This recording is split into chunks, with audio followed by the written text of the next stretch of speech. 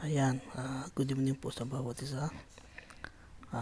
Kamusta po ang maghapon natin?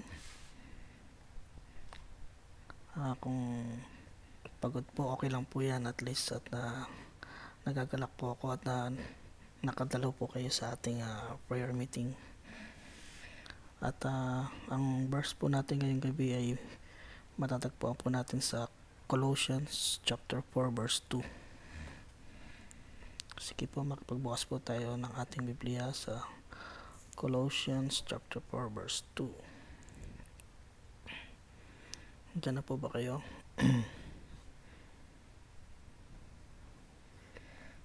Sabi po dito sa Colossians chapter 4 verse 2, sabi po, devote yourselves to prayer, being watchful and thankful. Napakaganda po ng verse natin ngayong gabi. Mixi lang po siya pero napaka meaningful po nito. Sige po, panantalian po tayo, manalangin. Lord, salamat po Panginoon sa pagkabasa ng inyong salita. O God, dalangin ko lamang Panginoon na gamitin nyo lang po ako bilang mouthpiece to share your words, O God. Samahan nyo po kami Panginoon mula sa umpisa hanggang sa matapos. Kayo lamang Panginoon ang matakila sa gabing ito Panginoon. At dalangin ko tumiyo po sa puso ng bawat isa inyong salita, O God. At magamit po nila sa pang-araw-araw nilang pamumuhay Panginoon. Maraming salamat po Panginoon. Ito po nga sa pagdalangin in His mighty name. Amen. Ayun po, na-highlights ko po dito yung tatlo po, yung devote, yung watchful, at saka po yung thankful. Amen po ba? Unahin ko po yung devote. Pag sinabi po devote, ano po yung nasa utak, nasa unang naiisip nyo, devote? Marami po nagsabi na committed, assign, dedicate, reserve, designate, apportion, means to actually intentionally to set aside time to pray. Yun po yung devote. In continuing in prayer can frequently produce restlessness. Alam niyo po, si Satan is tremble when we pray because he knows that prayer is the means of obtaining things from God. Yun po, si Satan po pala nanginginig na kapag may nakikita siyang Kristiyanong nananalangin. Ayaw na ayaw niya po tayo nananalangin kasi alam niya nakikipag-usap po tayo kay God. Kaya po maging prayerful po tayo. Mga kapatid, may tanong po ako sa inyo. Kailan po ba kayo nananalangin?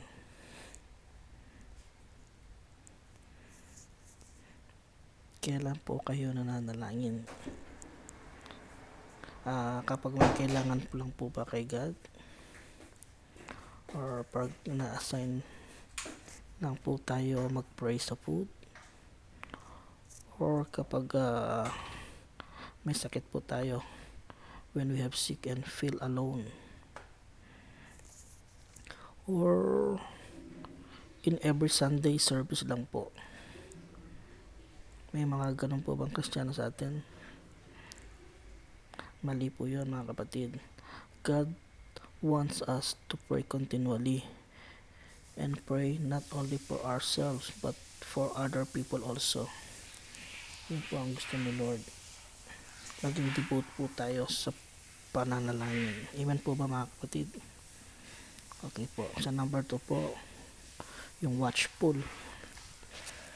Pag sinabi pong watchful, ano po yung naiisip po natin? Yung lagi po bang nanonood ng mga YouTube or nanonood lagi ng teleserye? Hindi po ganun mga kapatid. It means po, we need to pay attention. Maging mapagmasid po tayo. Watching out of danger, watching what happening sa ating mga paligid, watching how God is working in the world around, watching on people who are in needs. maging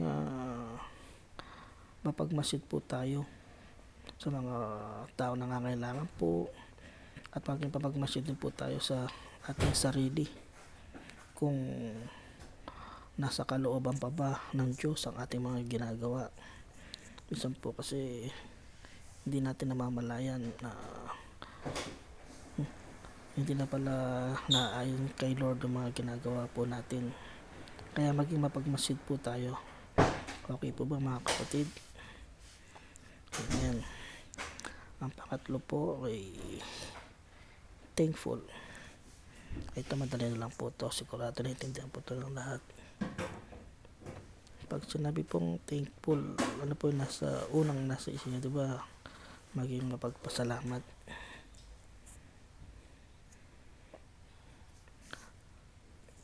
That naturally look how God is in our lives, because sometimes we forget to thank Him after we receive our blessings or prayer requests in God. Yung po minsan nakakalimutan natin sa sobrang overwhelm natin na sa atin natatamo, mga natatamang pagpapala, nakakalimutan natin magpasalamat kung kanino nagmula ang lahat ng mga iyon.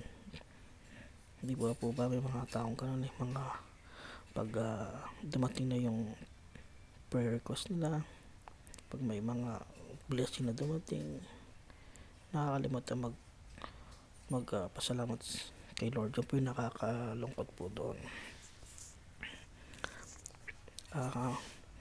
Be thankful din po tayo sa mga taong who surround us, to our brothers and sisters in Christ po, sa ating mga kapatid. Sila po ay nilapit sa atin ni Lord, naging kalakasan po natin sila, nagpapalakas po sila sa atin, ginagabayan po nila tayo, pinagpa-pray din po nila tayo. Ayan po, at maging thankful din po tayo, magpasalamat po tayo sa ating mga pastors who are always guide us, who always pray for us, who always lead and teach us about the Word of God. Yan po, magpasalamat po tayo kay God na nandiyan po ang ating pastor, na tinutulungan po tayo na maging makilala pa natin ng malalim ang ating Panginoon. Amen po ba mga kapatid? Ayan po, be thankful. Yun lamang po ngayong gabi. I hope na may natutunan po ang bawat isa. Maging devoted po tayo, maging watchful po tayo, at maging thankful po tayo. Ayun po.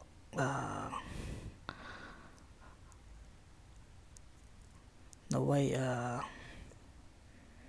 ngayong gabi, alam ko may plano ang Diyos sa bawat isa na ipagkakaloob niya yung mga prayer request ng bawat isa. Yung mga prayer request natin, alam ko may katugunan yan in God's time po. Kaya po, wag po tayong manawang manalangin, wag po tayong manawang maghintay kung kailan po ipagkakaloob ng ating Panginoon yung mga prayer po natin. Yun lamang po, at God bless everyone po.